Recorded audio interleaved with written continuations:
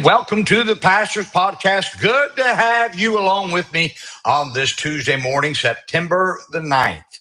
Today is my wife's birthday. If you happen to know her, shoot her a message or a text today, would you? And just wish her a happy birthday. And boy, she and I have been together for over 30 something years, and it's good to know that you can stay happily married all these years. God knows what He's doing. When years ago I wasn't sure, I got married a little bit later in life, but God brought her along my path, and certainly grateful for that. And then what a great day yesterday. Got the lesson ready for Wednesday night, and then was able to go out soul winning in the afternoon and evening last night, and had an interesting thing that happened to me yesterday out soul winning. I thought I'd share with you. I was out knocking on doors, and it's a place I've knocked before last year, in December of last year.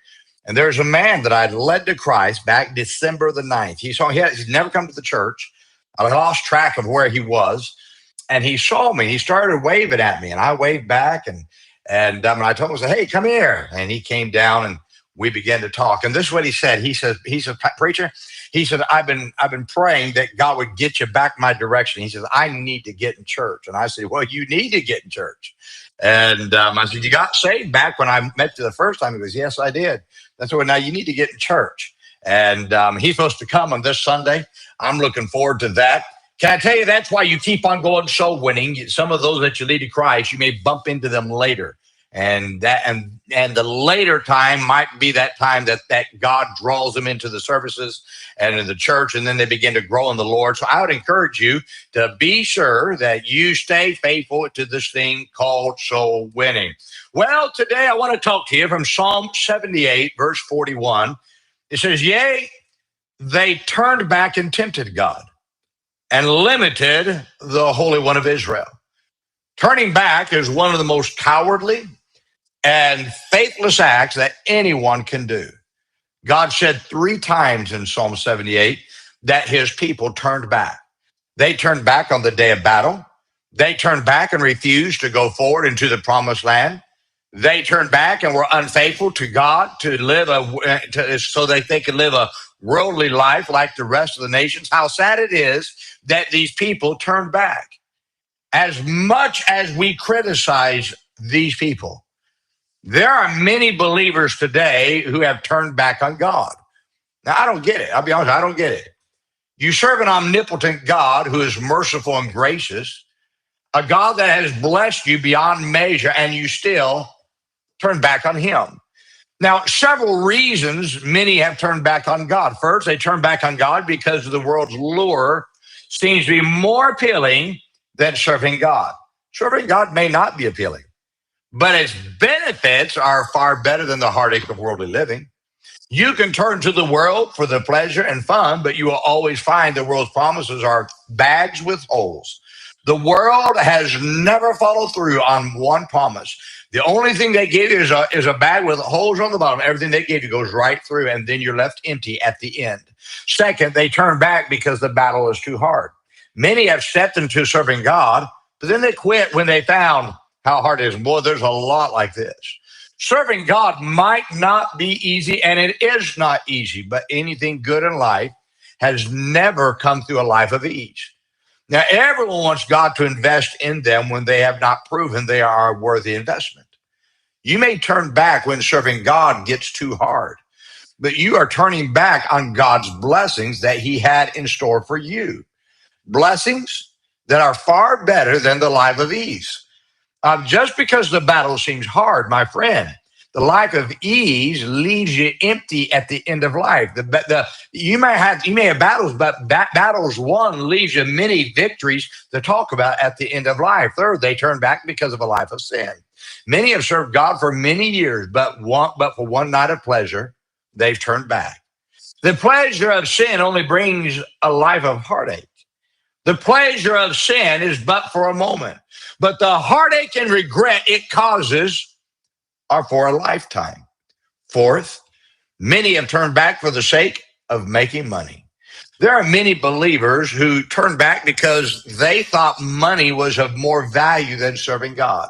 The eternal benefits of serving God will be far better than the millions of dollars that one could earn on this earth. You have to understand, you can become the wealthiest person in the world and still not find fulfillment in life for which you're seeking. For that fulfillment only comes by serving God and fulfilling His purpose for your life. You look at all of those who have money. I think of Elon Musk, the wealthiest man in the world, still is empty in life. He's hoping that he can make an impact. I don't know. His statements are just crazy. You know why? He's not found fulfillment. Now, I'm just saying that making that money is not the answer. So when you turn back, you're turning away from God. Now think about this with me. Are you saying that what you're turning to is better than God? Are you saying that what you're turning to has more blessings than God? Are you saying that what you are turning to has more power than God? The only thing that turning back results in is that you limit what God wants to do in your life, the Holy One of Israel. What could have been will never be known when you turn back and quit. Only those who choose to go forward despite difficulties and hardships will know what God wanted to do through their lives. Now, are you contemplating turning back? Let me just say this to you. Don't do it. God has many great and beautiful things planned for your life, but you will never know what He has planned for you if you turn back. You got to keep moving forward. For the reward of moving forward by faith is that God will do the miraculous through your life. You say, but preacher, it's hard. I know it's hard, but you've got to understand that turning back has never been the answer, ever. Look at all of those who've turned back. Look where their life ends at the end of life. They know they're empty in life because what they have done, what they've turned to, is not the answer. The answer is always Jesus Christ. My friend, if I felt like something was better than the life that I'm living, then I would go do it.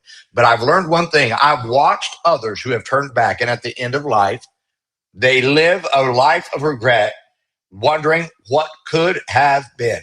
I can tell you right now, I serve the greatest God in all the world, and He is worthy of serving. Never turn back. It may get difficult, but don't turn back. I'd rather be in the difficulties with God than in the life of ease without God. And if I can stay in the difficulties with God, those difficulties are God's problems, not mine. Therefore, I just keep going forward. And whatever God seems best, that's up to Him. My friend, I know we say that often, and sometimes it's not always easy, but God always has a reason for what He sends us through. So let's not turn back. Let's not look for the life of easy. Let's just realize that if I can just do what's right and stick with it, my friend, rewards come. Maybe not today and maybe not tomorrow, maybe years from now, but I'd rather wait for the rewards of God than have the reward of sin, which is heartache. Well, I hope this is a help to you today. Now, let's remember today, be good to everyone. Everyone's having a tough time. Have a great day.